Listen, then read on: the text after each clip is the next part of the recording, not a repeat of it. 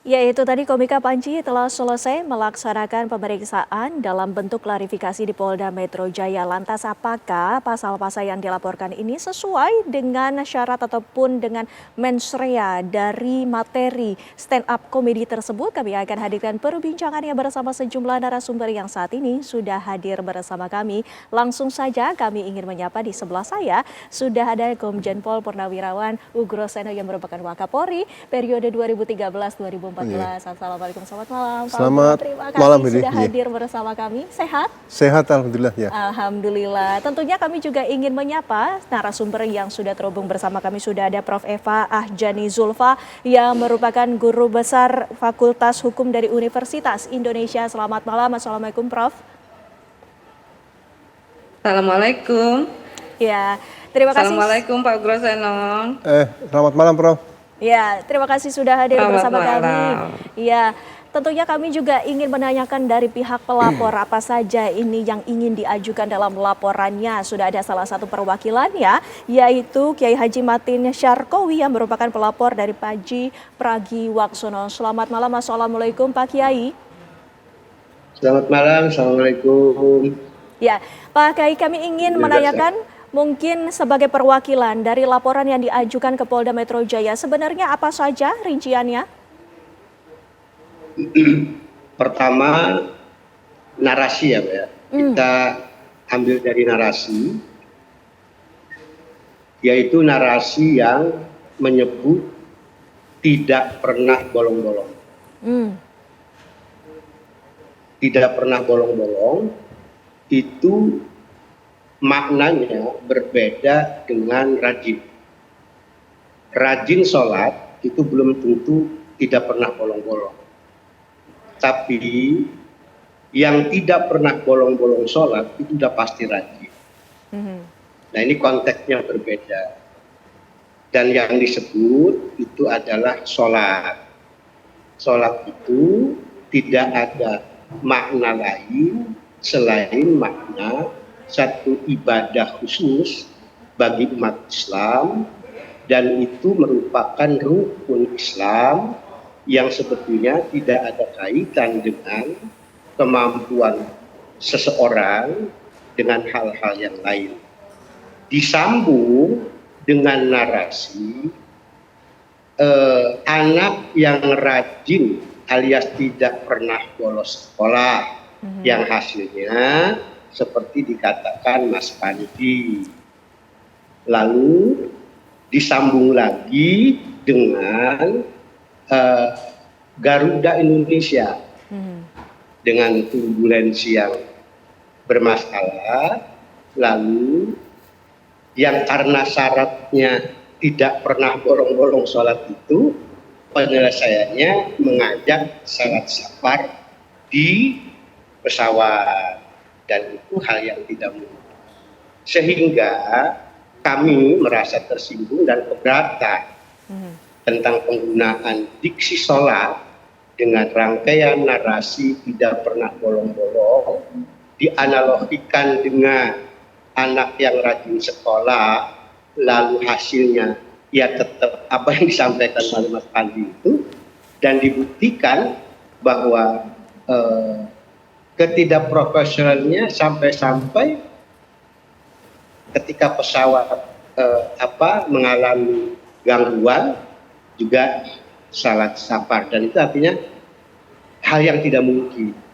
Sehingga kami perlu melindungi umat, khususnya bagi yang awam. Jangan sampai kemudian buat apa sholat rajin kalau toh pada akhirnya belum tentu baik. Nah, ketika ini terbukti ada tanggapan yang menurut hemat saya ini keliru menempatkan dalil. Misalnya bagi orang yang tidak pernah bolong-bolong, itu kita yakini sebagai satu rangkaian dengan hikmah sholat, tanha anil fahsya wal munkar, dan itu masuk kategori qad aflahal mu'minun.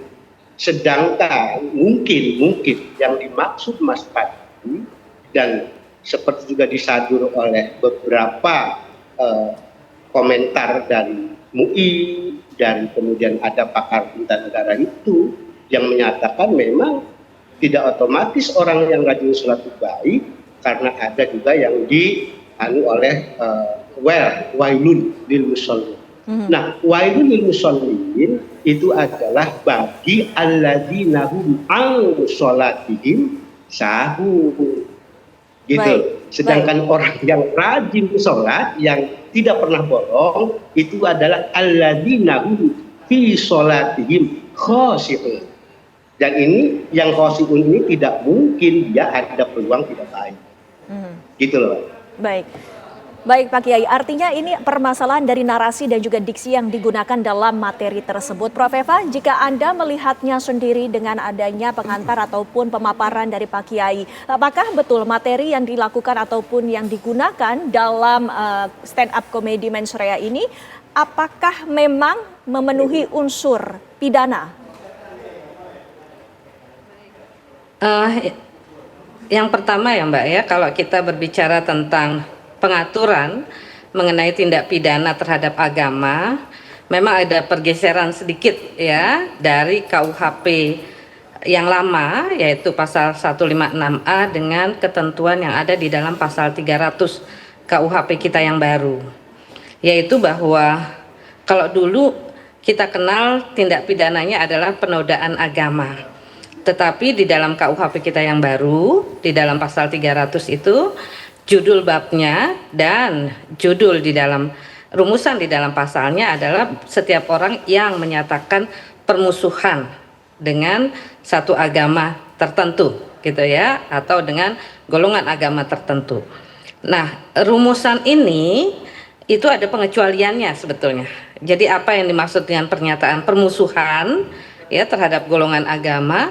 Kalau kita baca di penjelasannya di pasal 300 dikatakan setiap perbuatan atau pernyataan tertulis maupun lisan yang dilakukan secara objektif, terbatas untuk kalangan sendiri atau bersifat ilmiah mengenai satu agama atau kepercayaan yang disertai dengan usaha untuk menghindari adanya kata atau susunan kalimat yang bersifat permusuhan, pernyataan kebencian, atau permusuhan atau hasutan untuk melakukan permusuhan, kekerasan, diskriminasi atau penodaan bukan merupakan tindak pidana menurut pasal ini. Baik. Jadi kalau kita lihat dari rumusannya adalah setiap orang yang melakukan permusuhan terhadap golongan agama, tapi itu bisa dikecualikan kalau dengan syarat-syarat seperti yang ada di dalam penjelasannya. Nah, dalam kasus Panji ini menjadi menarik gitu ya, karena memang pertanyaannya adalah apakah kemudian yang disampaikan adalah satu pernyataan yang bersifat permusuhan terhadap agama tertentu atau golongan agama tertentu.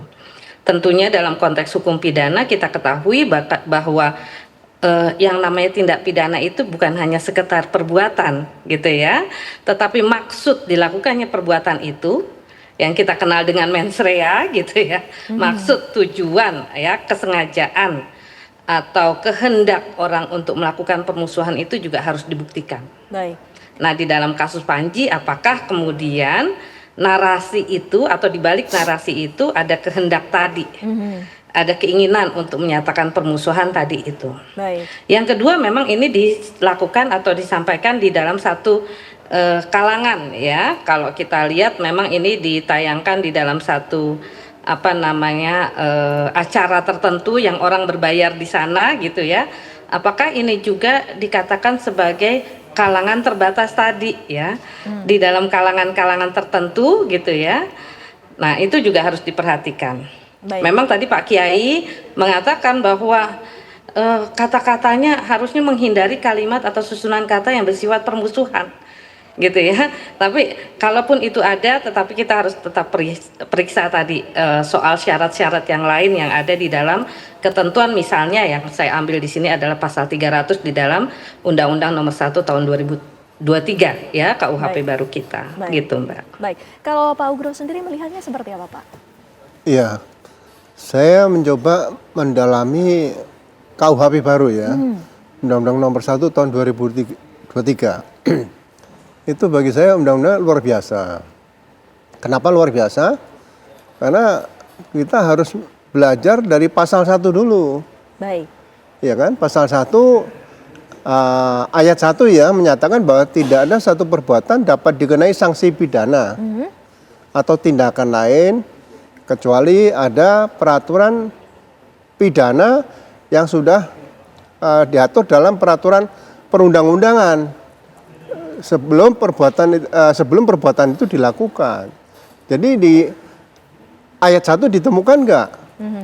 Nah, kemudian ayat 2-nya untuk tindak pidana ini tidak bisa dianalogikan. Nah, tadi sudah dijelaskan oleh Prof. Eva tadi. Pasal 300 dan 305 di KUHP yang baru ini ya.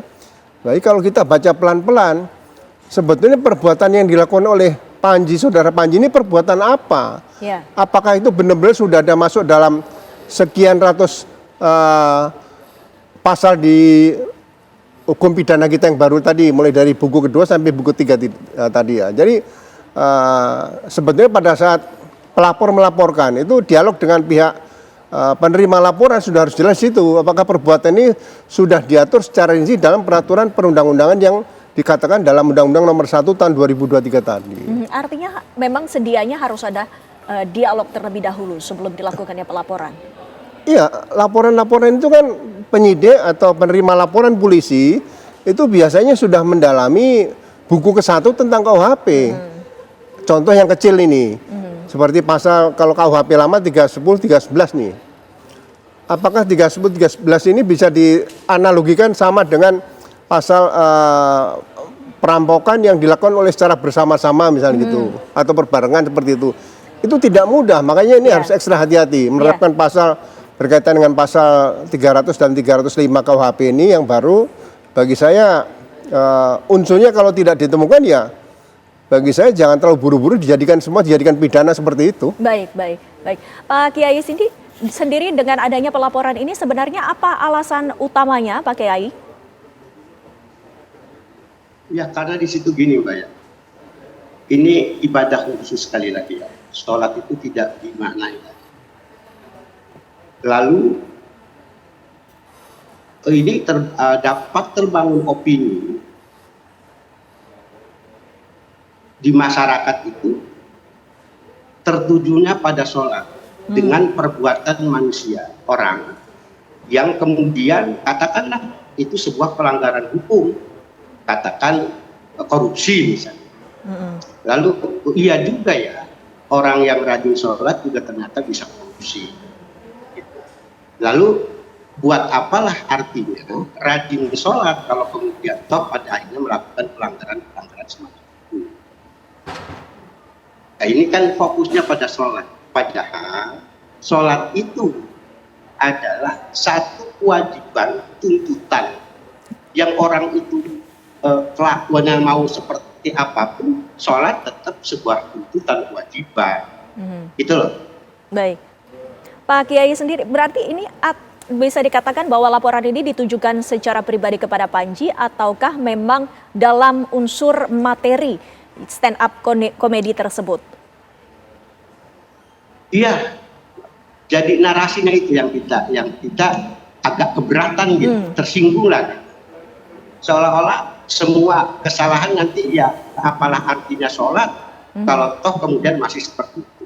Baik. Padahal sekali lagi sholat itu rukun Islam dan begini Mbak, sholat itu tanha anil fahsya wal munkar, orang yang tidak baik saja kita ajak sholat dalam rangka harapannya menuju baik.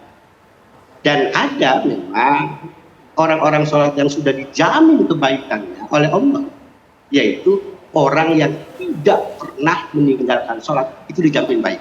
Baik.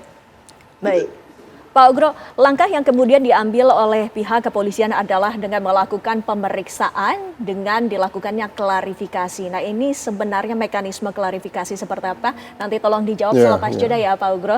Kami masih akan kembali pemirsa sesaat lagi. Tetaplah bersama kami di Apa Kabar Indonesia Malam.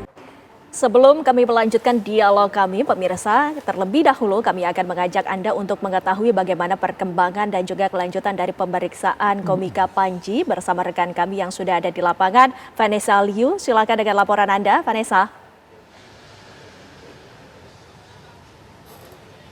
Ya, selamat di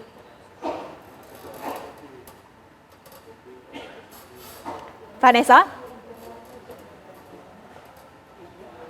Ya, kami akan mencoba memperbaiki komunikasi kami dengan reporter kami di lapangan. Langsung saja kita beralih ke kabar lainnya. Pemirsa, Haris Azhar selaku kuasa hukum Panji menjelaskan jika pada pemeriksaan hari ini penyidik memperlihatkan potongan-potongan pertunjukan mensrea. Diperlihatkan video-video dari akun-akun, kira-kira saya bilangnya potongan-potongan video dari akun-akun bukan terkait dengan sejumlah potongan atau yang memuat pernyataan-pernyataan Panji di dalam pertunjukan mensrea. Pertunjukan video dan video yang ditanyakan yang memuat pernyataan-pernyataan dari Panji terkait dengan babakan soal, ini istilah dari saya ya, soal sholat, lalu juga soal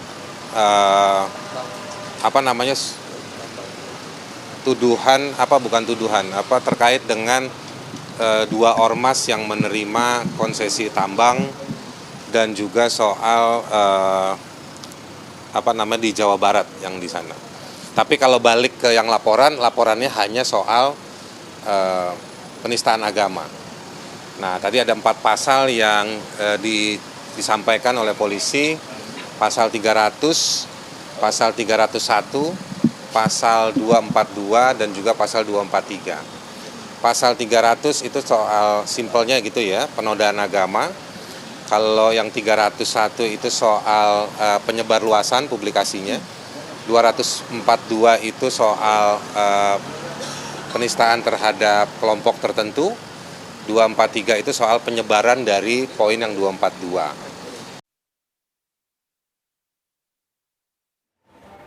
Komika Panji telah selesai diperiksa di Polda Metro Jaya. Langsung saja kami akan kembali mengajak Anda kepada Vanessa Liu, reporter kami di sana. Silakan Vanessa. Ya, selamat malam Windy dan juga pemirsa, mengabarkan langsung dari Polda Metro Jaya di mana hari ini baru saja usai pemeriksaan terhadap aktor dan juga komika Panji Pragiwaksono sejak pagi hari tadi, di mana Panji dan juga kuasa hukumnya Haris Azhar sudah datang sejak sekitar pukul 10.15 pagi waktu Indonesia Barat, dan pemeriksaan berjalan sekitar selama 9 jam, dan juga baru 30 menit tadi baik Panji dan juga kuasa hukum melakukan doorstop kepada awak media dan menyampaikan bahwa pemeriksaan hari ini berjalan lancar. Bahkan tadi Haris Azhar sendiri mewakili Panji mengatakan bahwa untuk pemeriksaan hari ini lebih ke arah klarifikasi, karena juga pihak kepolisian mengapresiasi koordinasi Panji dan juga kuasa hukum untuk memenuhi panggilan dari Polda Metro Jaya. Dan juga pemeriksaan hari ini dilakukan pemirsa sebagai tindak lanjut dari total ada 5 pelapor yang melaporkan Panji ke Polda Metro Jaya terkait materi mensrea, di mana diantaranya ada dugaan penghinaan, penistaan agama, dan juga penghasutan. Meski hingga saat ini Panji belum ditetapkan sebagai tersangka. Dan juga sekitar 20 menit lalu Panji Pragiwaksono keluar bersama Haris Azhar selaku kuasa hukumnya, menyampaikan bahwa dalam pemeriksaan tersebut penyidik juga sempat memperlihatkan barang bukti berupa potongan video yang menjerat Panji ke dalam kasus ini. Dan juga selain itu Panji mengaku bahwa pihak kepolisian turut memberitahukan kepadanya siapa saja identitas dari 5 pelapor yang melaporkan kasus ini terhadap Panji. Selain itu, meski demikian pemirsa, hingga saat ini belum ada informasi lanjutan terkait bagaimana nasib Panji Pragiwaksono ini, apakah akan tetap bersifat sebagai saksi atau akan naik statusnya sebagai tersangka. Karena memang sebelum menyambangi Polda Metro Jaya, pemirsa, siang tadi juga dikabarkan Panji sudah terlebih dahulu menyambangi Majelis Ulama Indonesia atau MUI untuk juga turut memberikan penjelasan serta klarifikasi mengenai isi materi mensrea yang dikabarkan menjadi kontroversi, khususnya bagian yang menyinggung soal agama. Dan hasil pertemuan Panji dengan MUI tersebut juga dikabarkan turut disampaikan kepada pihak kepolisian untuk menambahkan data dari klarifikasi hari ini. Dan untuk hari ini sendiri total klarifikasi terhadap kepolisian berlangsung selama kurang lebih 9 jam. Tepatnya Panji keluar pada pukul 18.30 tadi, dan untuk lanjutan proses pelaporan Panji ini juga akan ditelusuri lebih lanjut apakah akan naik statusnya menjadi tersangka atau tidak. Demikian yang dapat kami sampaikan untuk sementara, Windy dan juga pemirsa. Kami kembalikan kepada Anda di studio. Baik, terima kasih Vanessa Alio atas informasinya langsung dari Mapolda Metro Jaya. Kita lanjutkan dialog kami, pemirsa. Pak Ugro, tadi saya sudah sempat menanyakan dengan diadakannya pemeriksaan oleh Komika Panji dari penyidik Polda Metro Jaya. Ini mekanismenya seperti apa untuk bentuk klarifikasi? Iya, jadi karena sudah terlanjur ditangani oleh penyidik ya, sudah dilaporkan. Jadi karena belum ada SPDP, surat perintah dimulai penyidikan, yang digunakan seperti biasanya oleh kepolisian biasanya undangan klarifikasi, ya kan. Nah, undangan klarifikasi ini nanti juga akan dilihat apakah cukup bukti atau tidak. Sebetulnya undangan klarifikasi ini bagian dari penyelidikan. Penyelidikan, Ya kan. Nah, penyelidikan ini sebenarnya bagian dari penyidikan. Jadi saya sekarang agak bingung sendiri apakah penyidikan dulu atau penyelidikan dulu nih. Baik. Antara telur dan ayam ya. Tapi oke lah, sudah terjadi. Tapi yang jelas ini masalah seni. Kalau misalnya pelapor tuh merasa ada kaitan dengan, merasa terganggu dengan agama, apa tidak bisa diadakan diskusi, dialog? Kenapa harus dibawa ke pidana? Baik. Orang kok hobi pidana ini maunya apa? Ya. Coba baca KUHP baru. KUHP baru nilainya sangat bagus di situ. Ada restoratif justice dan sebagainya. Jadi janganlah setiap sedikit masalah dibawa ke pidana seperti itu. Apa sih hobinya, nikmatnya bisa menahan orang secara pidana seperti itu. Jadi menurut saya sekali lagi mungkin pelapor diberikan penjelasan dulu pasal 1 ayat 1 dan ayat 2 KUHP tadi. Jadi sebelum melapor, sehingga upaya-upaya yang ditempuh tadi menurut saya bisa melalui forum komunikasi, bisa melalui MUI dan sebagainya. Kan mereka ada nih. Nanti difasilitasi oleh salah satu pejabat dari Kementerian Agama, diundang aja dialog. Kan selesai. Jadi nggak menambah gaduh di Indonesia ini hanya masalah-masalah seni kemudian dimasukkan ke ranah pidana seperti itu. Baik. Dari status hukum Panji sendiri dalam pemeriksaan klarifikasi ini, apakah memang ditetapkan sebagai saksi status hukumnya atau memang hanya pemeriksaan saja? Ya, pemberi klarifikasi namanya, bukan saksi, bukan terlapor juga belum. Belum terlapor Iya. juga. Baik.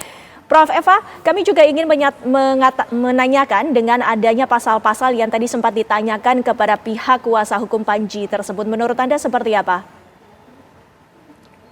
Ya, memang ini pasal-pasal yang sebetulnya sering menjadi kontroversi ya Mbak ya, karena dulu itu 156 pasal tentang artinya perasaan permusuhan kepada kelompok tertentu, kemudian pasal 156A itu tentang penodaan agama seringkali kemudian menjadi debatable karena bagi satu kelompok tertentu barangkali itu adalah satu perbuatan penghinaan, tapi belum tentu pada pihak yang lainnya. Tapi seperti yang tadi saya sampaikan, yang perlu diperhatikan juga bahwa adanya kehendak untuk menyatakan permusuhan itu sebagai satu perbuatan yang diinsafi oleh pelaku itu juga harus dibuktikan. Tapi memang saya tertarik dengan apa yang tadi disampaikan oleh Pak Groseno gitu ya.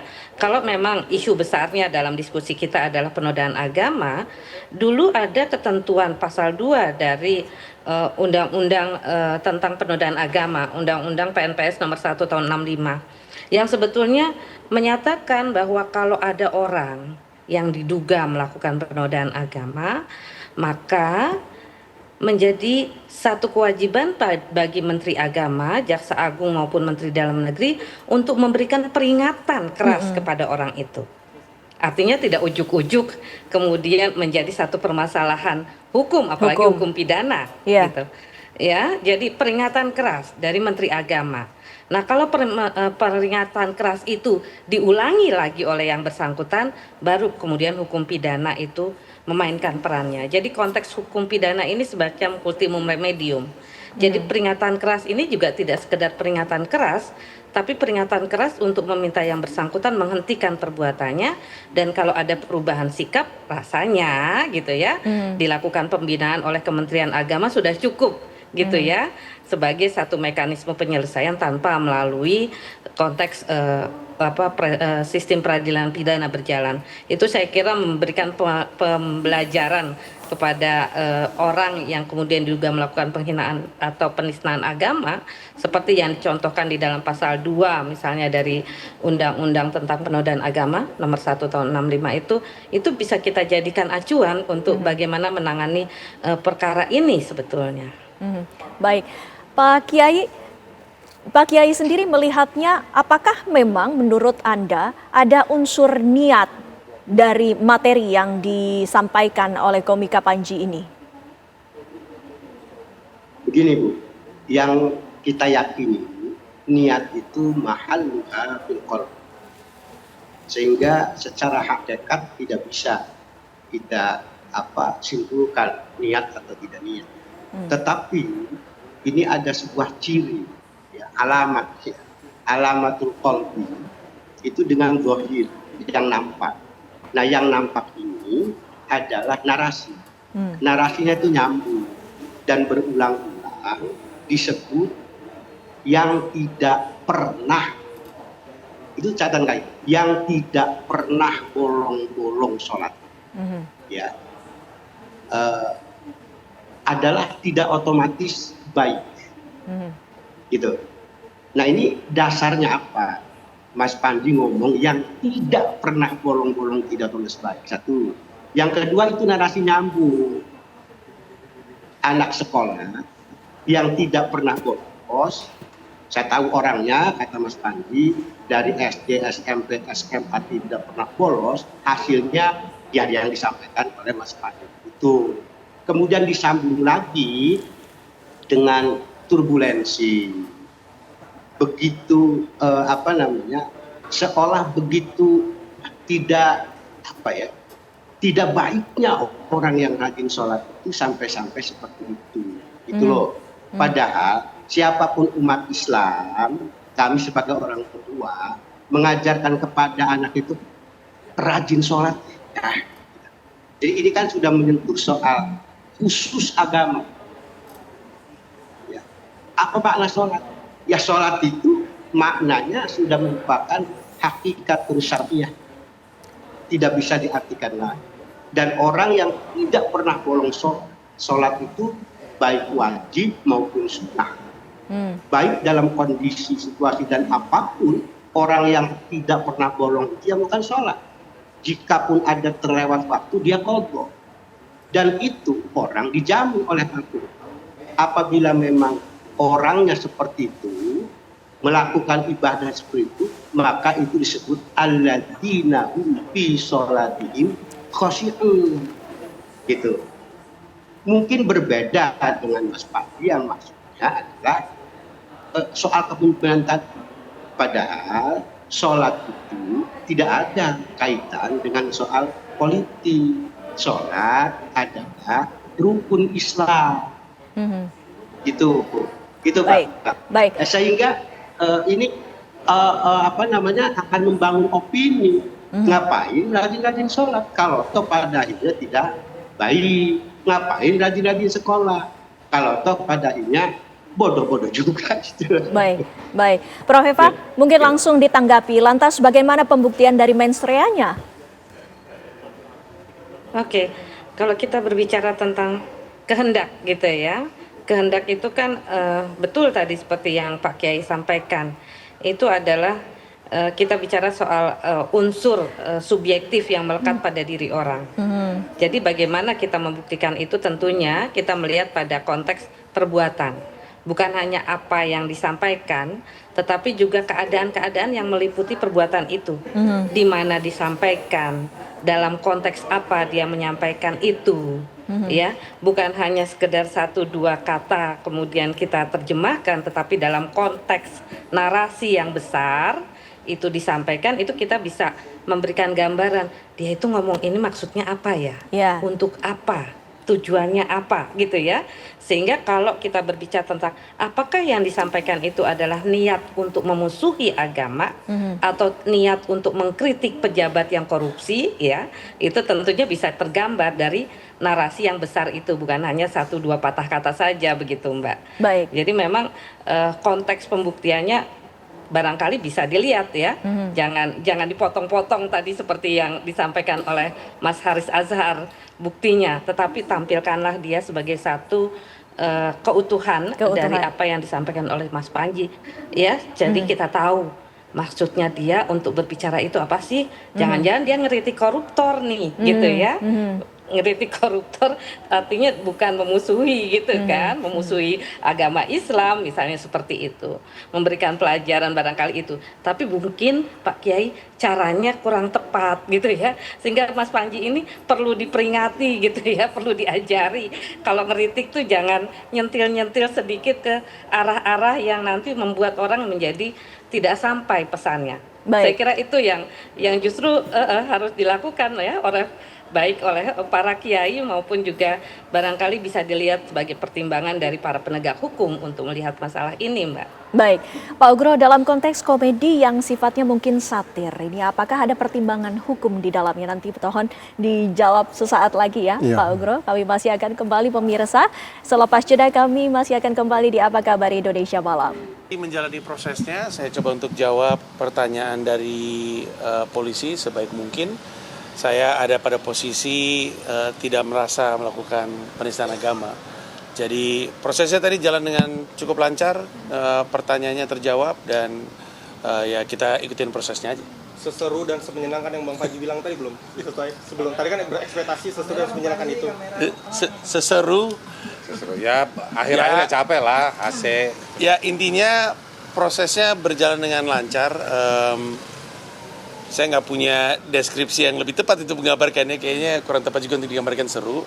Pokoknya saya ikutin aja prosesnya dari awal sampai akhir. Sempat tadi break sebentar untuk ibadah, tapi sisanya berjalan dengan lancar.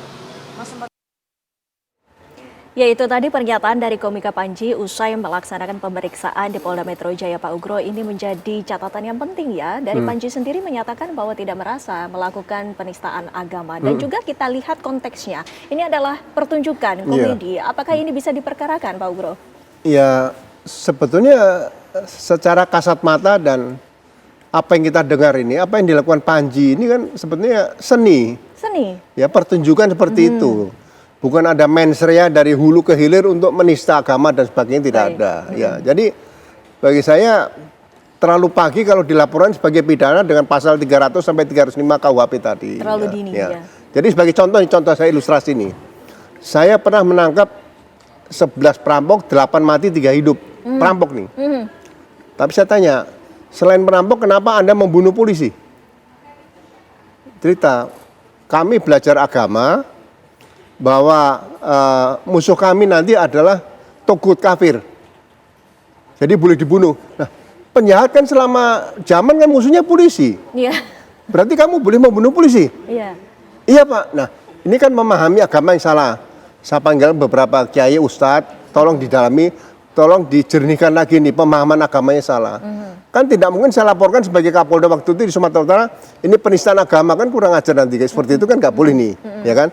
Makanya saya sampaikan di sini, dengan KUHP yang baru ini sebenarnya sudah jelas, pasal 1, ayat 1 dan ayat 2 dipahami. Kalau tidak ada peraturan perundang-undangan yang mengatur tentang peraturan pidana yang menyatakan dengan jelas, perbuatan pidana itu tidak akan diatur dalam peraturan perundang-undang itu. Yang kedua ya tidak ada, dianalogikan nggak ada.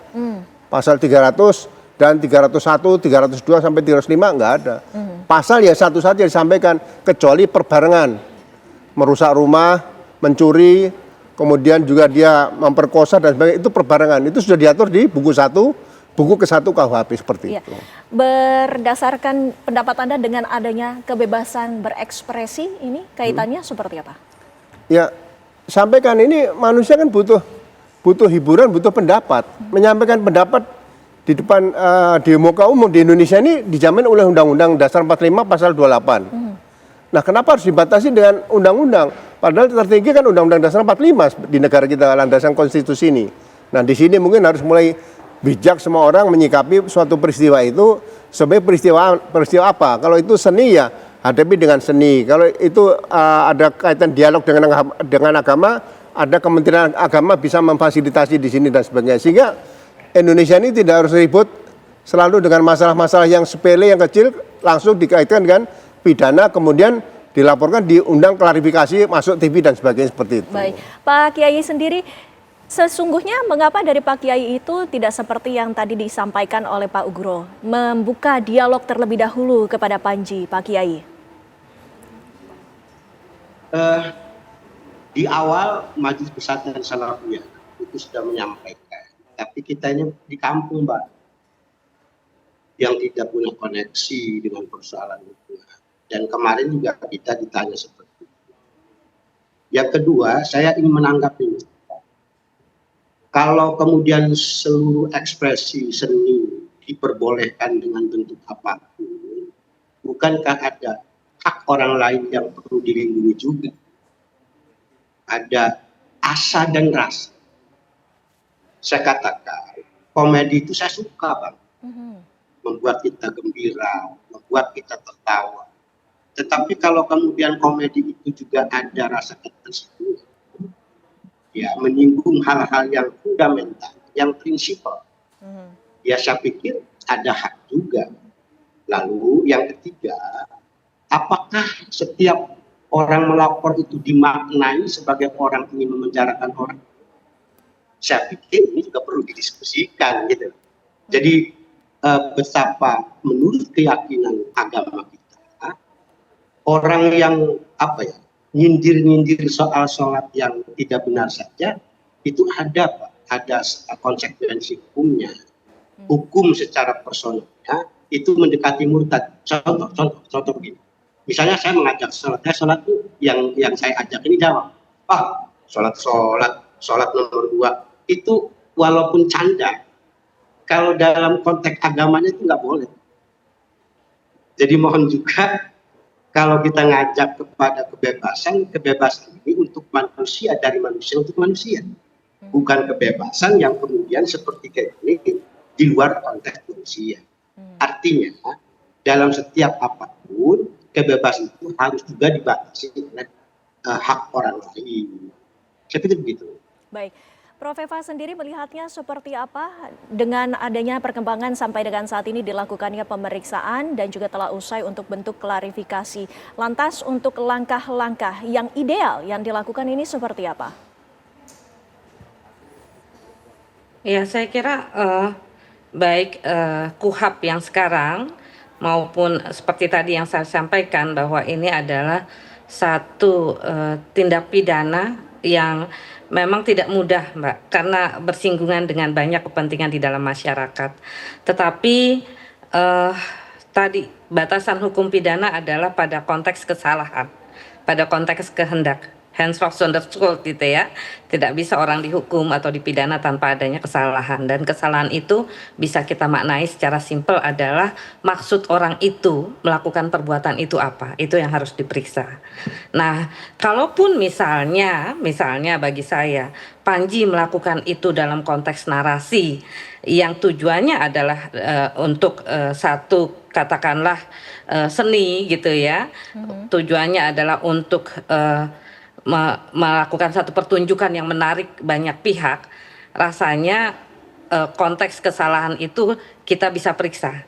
Apakah dia kurang hati-hati, sembrono, ceroboh gitu ya, yang dalam konteks itu adalah lalai bukan sengaja, bukan dalam konteks maksud. Nah, lalai atau sengaja dalam konteks ini intinya adalah kalau buat saya peristiwa ini memberikan pengajaran kepada kita bahwa apa yang harus disampaikan itu memang harus benar-benar dipertimbangkan dampaknya atau pikiran.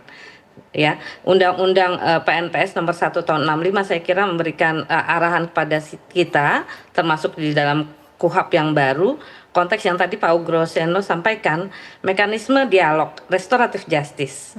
Restoratif justice itu artinya kan memberikan kesempatan kepada orang untuk mengoreksi dirinya, dan kalau kita pakai mekanisme PNPS nomor 1 tahun 65, memberikan juga ruang untuk dibina, jangan sampai dia mengulangi lagi perbuatan itu.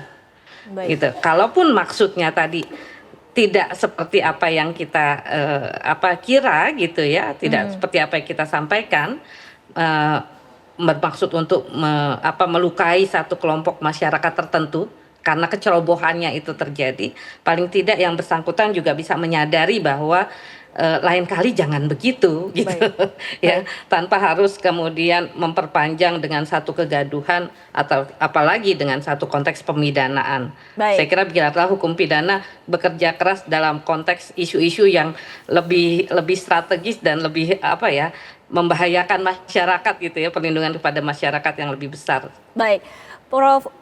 Eva, tadi juga kami telah tangkap poinnya. Pak Ugro sendiri melihatnya, langkah yang saat ini sudah dilakukan oleh pihak kepolisian tentunya ingin memfasilitasi. Namun bagaimana solusi terbaiknya bagi kedua belah pihak? Ya, kalau sudah ditangani lebih bagus panggil semua pihak, mungkin ada saksi dari Kementerian Agama atau dari MUI, itu selesaikan bersama ya, selesai. Cabut Artinya perlu laporannya, ada selesai. keterlibatan dari Kementerian Agama ataupun dari jadi MUI. nggak perlu sampai ke jaksa atau sampai ke pengadilan kan. Oh, berarti waktunya tidak perlu sampai ke berlama-lama. persidangan. Baik. Dari Anda sendiri melihatnya bahwa dialog itu telah terbuka sampai tadi juga disebutkan oleh Pak Kiai bahwa tidak pernah diterima dialognya. Lantas bagaimana solusinya? Ya kesempatannya di sini sekarang lakukan aja melalui laporan yang ada di kepolisian ini, mohon difasilitasi ya kan untuk restoratif justice seperti itu. Kami ingin dialog seperti itu, udah aja, nggak ada masalah. Berarti nggak perlu dikonfrontir pakai berita acara, nggak perlu. Baik. Artinya yang terbaik adalah agar bisa diselesaikan secara bersama-sama, secara kekeluargaan, secara damai. Begitu? Iya, buat apa menambah musuh banyak-banyak sih kita seperti itu. Baik, terima kasih Pak Ugro. Terima kasih juga Pak Kiai, Prof. Eva, waktunya bersama kami di Apa Kabar Indonesia Malam pada dialog kami pada malam hari ini. Sehat-sehat selalu. Assalamualaikum.